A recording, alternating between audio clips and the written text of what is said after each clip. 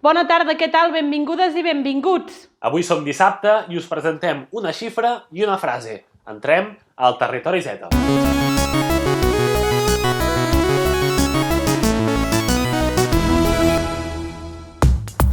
Arrenquem, primer de tot, amb la xifra d'aquesta setmana, que és 2.000. Martí, explica'ns, 2.000 què? Doncs 2.000 són les persones que van manifestar-se ara fa uns dies a la capital d'Israel, a Tel Aviv, en contra del primer ministre del país, Benjamin Netanyahu. I volem aprofitar això per presentar-vos altres concentracions i manifestacions que hi ha hagut aquests dies arreu del món. Però aquestes 2.000 persones, per a què protestaven? Doncs ho feien en contra de la corrupció del govern del país i també de les mesures que s'han pres per combatre aquest coronavirus. Però el més interessant de la història és que, com us podeu imaginar, no va ser una manifestació normal. Els concentrats van haver d'estar a 2 metres de distància. Mireu aquestes imatges.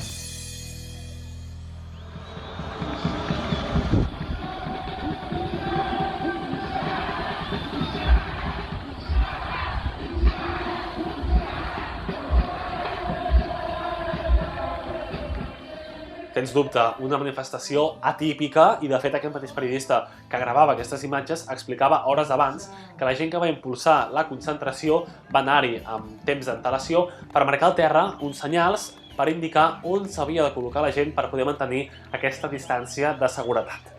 Però, evidentment, Israel no ha sigut l'únic país on hi ha hagut protestes durant aquesta pandèmia, n'hi ha hagut moltes i no tindrem temps d'explicar-vos-les totes. Per exemple, el Brasil. És un estat federal, això vol dir que es divideix en estats, no en autonomies com aquí a Espanya, i que aquests estats tenen més poder i això fa que el president no ho pugui decidir tot. Allà, el president del país, del Brasil, d'extrema dreta, Jair Bolsonaro, va participar a una de les concentracions en contra d'un dels governadors d'un dels estats. Va fer-ho sense mantenir la distància i les mesures de seguretat, va enfilar-se a una camioneta i des d'allà va liderar aquesta protesta. Una mica més al nord, als Estats Units, seguidors del president nord-americà Donald Trump, segur que el coneixeu, van també protestar contra el que van dir restriccions de llibertat i van fer-ho a l'estat de Michigan, a la seva capital, amb l'anomenada Operació Embús, que, com el seu nom indica, va consistir en reunir molts cotxes al centre de la capital per impedir la circulació i bloquejar així el trànsit. A l'altra punta del món, a l'Índia, també van protestar contra les mesures de confinament que van deixar sense feina moltíssima gent. Allà, però, aquest confinament va afectar 1.300 milions de persones. Són el segon país amb més gent del món, que equival a 185 Catalunyes. 1.300 milions de persones. Però un dels dies marcats en vermell al calendari a nivell de protestes i de reivindicacions és l'1 de maig, el Dia del Treballador, que cada any reuneix moltíssima gent al carrer arreu del món per mantenir reclamacions socials, salarials, laborals, i aquest any, però, la cosa ha sigut diferent. Alguns col·lectius van apostar per protestar i fer sentir les seves reclamacions a través de la xarxa, però en d'altres llocs, a altres països, sí que va sortir la gent al carrer. Per exemple, a Grècia, a Atenes, van reunir-se seguidors del Partit Comunista just davant del Parlament del país. Igual que abans, en el cas de Tel Aviv, van fer-ho mantenint la distància de seguretat i també amb mascaretes i guants. Altres llocs, però, no han permès i han prohibit les concentracions a causa d'aquest confinament i en llocs com Turquia o Xile, la gent que va sortir al carrer el dia 1 de maig va ser reprimida per la policia que va detenir moltes persones.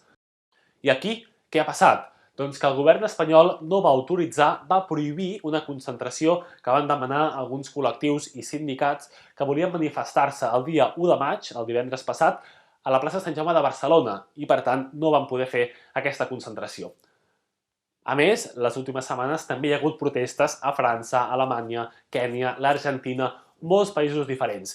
I si les voleu repassar totes i mirar què ha passat a cada lloc, ho podeu fer, perquè la Wikipedia en castellà ja ha creat un article actualitzat de tot el que ha passat a nivell de manifestacions durant aquesta pandèmia. Allà hi ha un resum de totes les concentracions i també podeu accedir, amb un clic ben fàcil, als mitjans de comunicació que van cobrir aquestes protestes per accedir directament a la font principal. Abans d'acabar, per cert, un últim exemple. El cas del Turkmenistan. Està a l'Àsia Central i és un dels països, es diu, més tancats i més dictatorials del món. Allà el govern ha prohibit dir coronavirus. Ni els mitjans de comunicació ni la gent pel carrer pot parlar de coronavirus. A més, la gent que pel carrer porta mascareta pot acabar a la presó.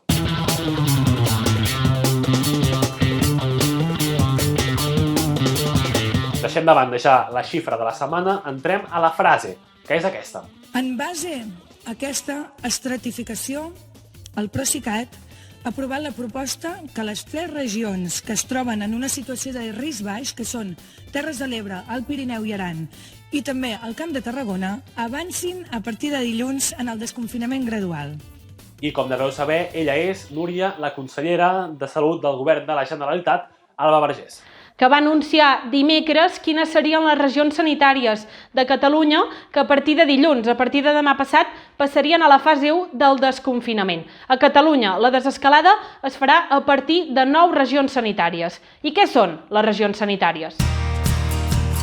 Doncs bé, com molts ja sabeu, a Catalunya la població no està distribuïda per igual i aquestes 9 regions sanitàries permetran que Catalunya es divideixi per zones i, per tant, es pugui atendre tothom de la millor manera possible. Això també permetrà que en aquelles zones on hi hagi menys infectats i també menys risc de contagi es pugui desconfinar abans a la població que aquelles zones on hi ha molta població, com per exemple a Barcelona. Us ho vam explicar dilluns aquí al Territori Z que si tot evolucionava bé i sempre i quan el Ministeri de Sanitat considerés que es podria començar la següent fase, començaria la fase 1 del desconfinament i, per tant, deixaríem enrere aquesta fase 0 en la que estem actualment. Però què passa? Doncs que a Catalunya això només passarà en 3 de les 9 regions sanitàries que hi ha.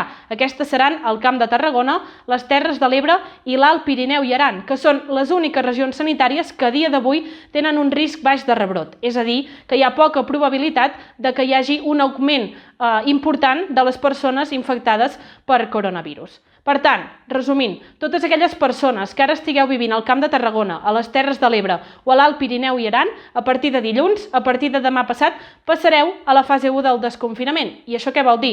Doncs que podreu visitar familiars, que podreu fer reunions amb grups de menys de 10 persones, també podreu anar a terrasses de bars i restaurants, que això sí, obriran només un 50% de la seva capacitat, i també podreu anar a petits comerços. Això sí, òbviament tot això amb mesures estrictes de seguretat.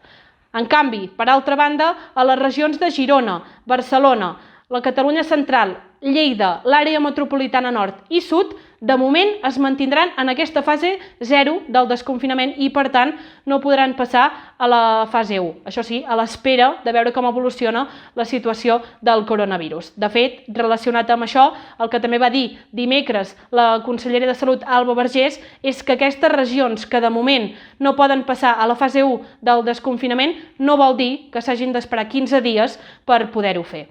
I bé, això és tot avui aquí al Territori Z. Nosaltres tornem, com sempre, demà a les 7 de la tarda. Que vagi molt bé.